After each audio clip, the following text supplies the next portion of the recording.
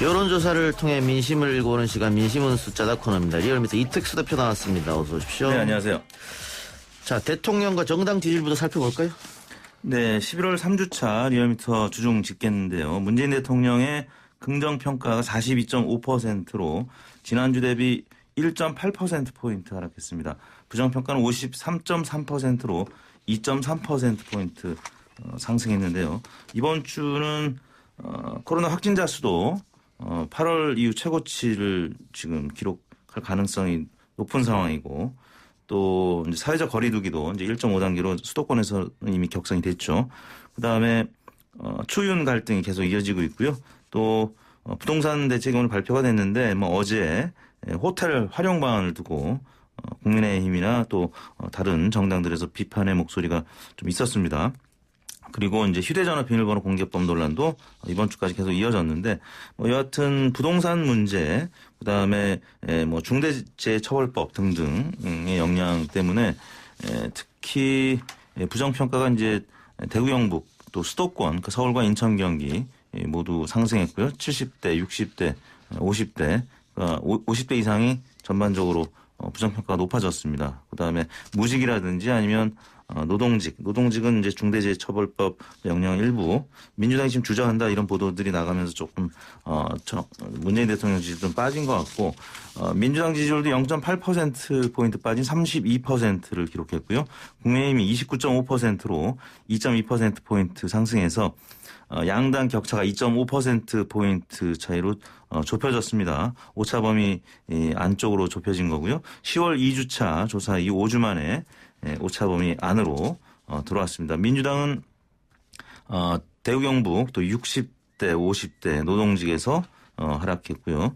또 국민의힘 같은 경우는 인천 경기라든지 70대 이상 또 노동직 이런 계층에서 상승한 것으로 나타났습니다. 예. 그럼 대통령 지지율이야 1.8%포인트 하락했다고 하더라도 40% 초반을 유지하고 있기 때문에 네. 과거 대통령들 박근혜 전 대통령 같은 경우에는 30%만 나와도 콘크리트라고 했단 말이에요. 네. 그렇게 봤을 때는 1.8% 하락했다고 해서 그렇게 큰 의미가 있다라고 보기는 어려울 것 같은데 네. 다만 민주당 지지율이 0.8 빠지고 국민의힘 지지율이 2점이 올랐다고 하는 것을 좀 분석해 볼 필요가 있을 것 같습니다. 네. 이 결국은 말씀하신 것처럼 코로나가 굉장히 장기적으로 가고 있고 네. 확진자가 늘어나고 있고 네. 이런 피로감이 당연히 국민들한테 있겠죠. 네네. 거기다가 또 계속되는 부동산 논란, 네. 언론에서 계속 이슈로 다루고 있단 말이죠. 그렇습니다. 정부 또 당 입장은 이게 호재일 수는 없잖아요. 무조건 악재일 수 봐야 되니까. 이 두 가지 원인이라고 분석해도 됩니까? 그렇죠. 가장 크게는 부동산 문제일 겁니다. 부동산 문제가 지금 24번째 부동산 대책이 오늘 발표가 되긴 했습니다만 정부의 아파트 값이 8년 만에 최고고 또 73주 연속 또 아파트 혹은 전세 이렇게 상승했다는 소식들이 들려왔는데 일단 어제 아까 말씀드린 호텔 활용 방안에 대해서는 또 이견이 상당히 이제 컸기 때문에 부동산 문제는 당분간 계속 이어질 가능성이 높아 보입니다. 예. 알겠습니다. 보궐선거 관련한 여론조사도 좀 살펴보죠. 네.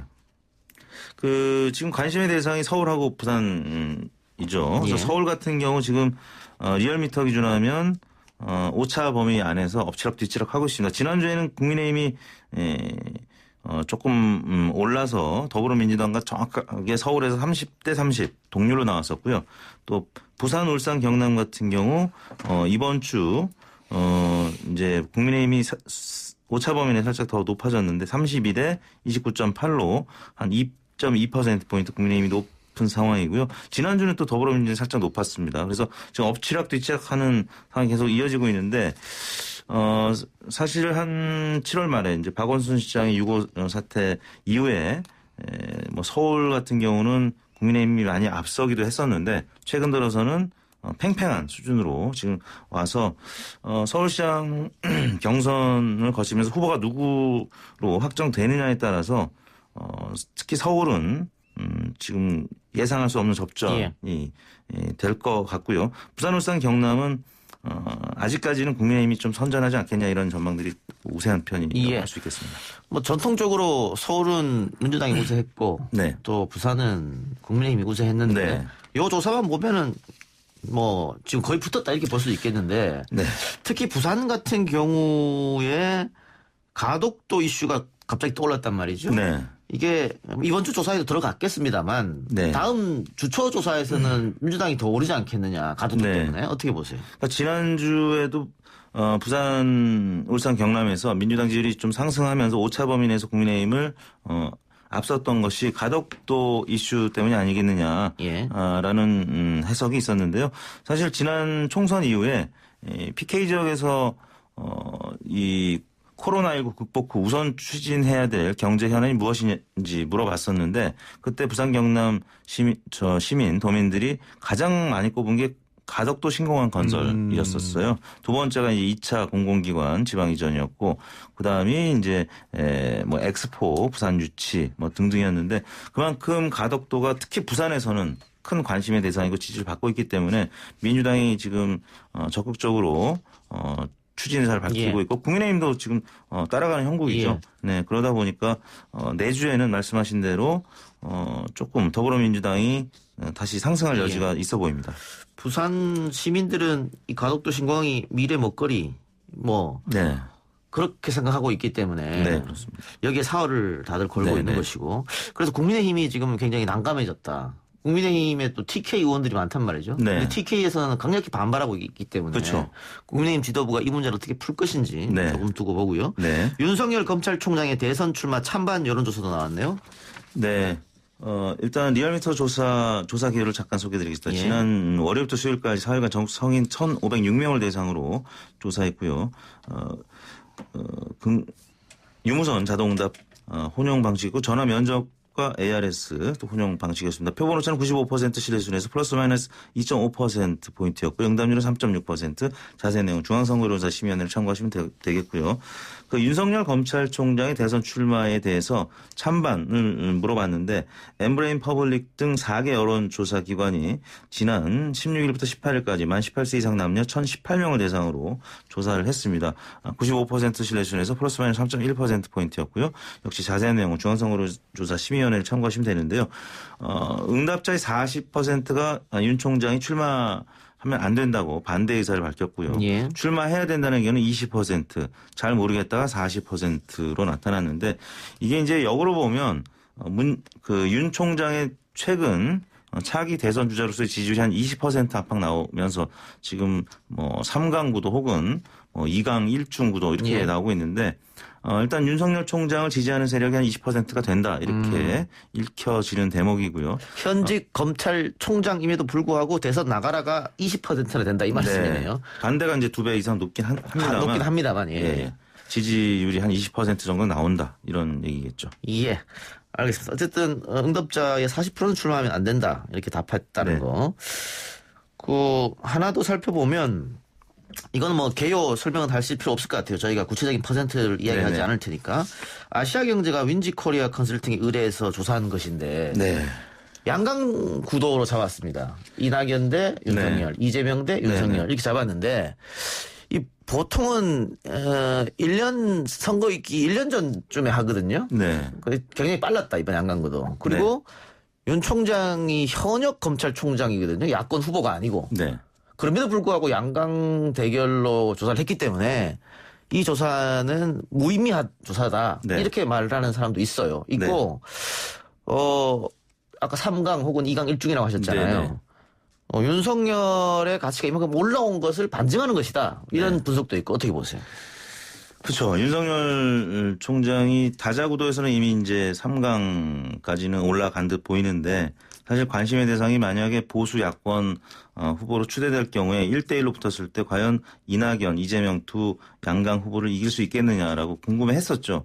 근데 막상 뚜껑을 열어보니까 굉장히 팽팽한 것으로 예. 나왔는데 실제 구도가 이렇게 될지 사실 지금 시점이 예측하기는 모르는 어렵죠. 거죠. 예. 그래서 말씀하신 대로 무의미한 조사일 수도 있는데 예. 일단 많은 유권자들의 궁금증을 좀 풀어주는 의미가 있고 두 번째는 사실 국민의힘에서 이 조사를 바라봤을 때 충격파가 크죠. 왜냐하면 그렇죠. 국민의힘 후보로서는 사실 이렇게까지 안 나오는데 지금 당 바깥에 있는 인물이 지금 문재인 대통령이 혹은 민주당에서 내세울 후보들하고 지금 이렇게 강력한 경쟁력을 갖고 있다라는 게 국민의힘의 굉장히 큰 충격파를 줬던 조사가 아닌가. 예.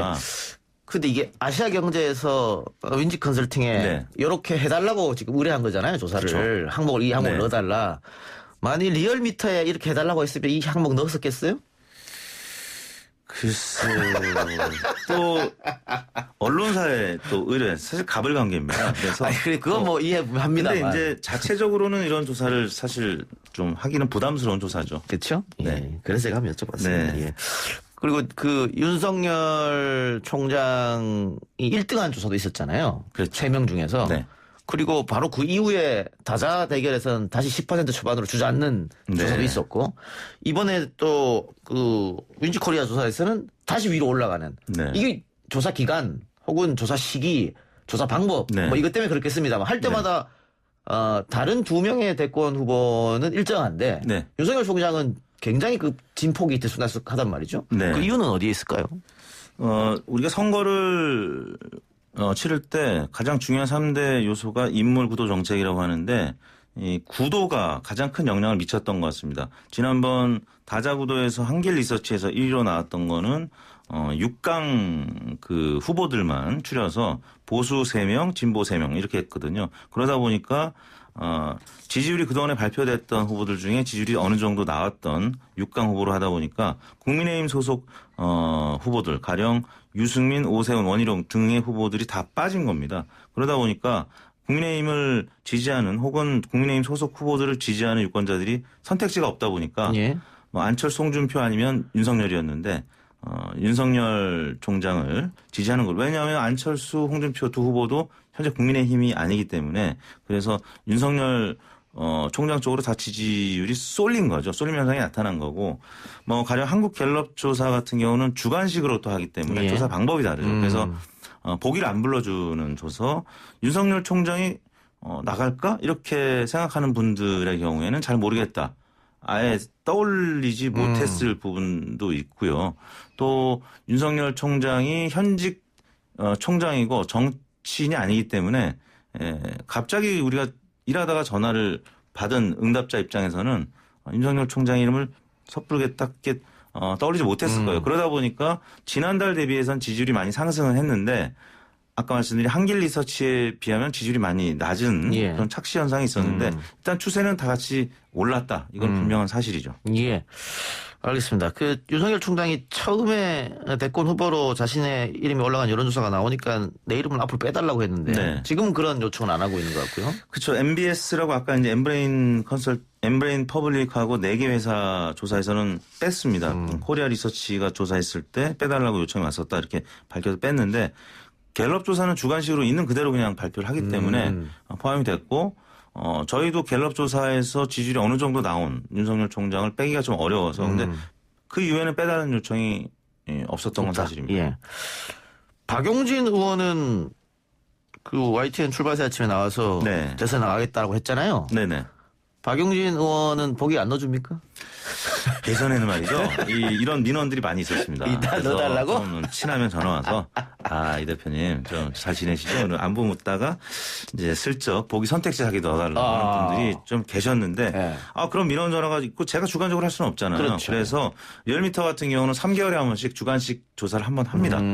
그래서 해서 거기에서 어느 정도 추려진 분들을 대상으로 객관식으로 조사를 하고요. 아예 갤럽은 그런 민원 전화 거기 똑같이 오지 않겠습니까? 예. 그러니까 아예 주관식으로. 오픈형으로 이제 하는데 박용진 의원이 아직까지는 저희 주관식에 레이더에 잡히지 안 잡히고 않았습니다. 있다. 근데 알겠습니다. 이제 출마 선언 뭐 한다 이런 보도들이 나가면 그래도 응답하시는 분들이 가끔 있기 때문에 다음에 포함될 가능성이 있겠죠. 좀 두고 예. 봐야 될 문제인 것 같습니다. 알겠습니다. 오늘 여론 이야기는 여기까지 하죠. 네. 지금까지 이택수 대표였습니다. 고맙습니다. 네, 감사합니다.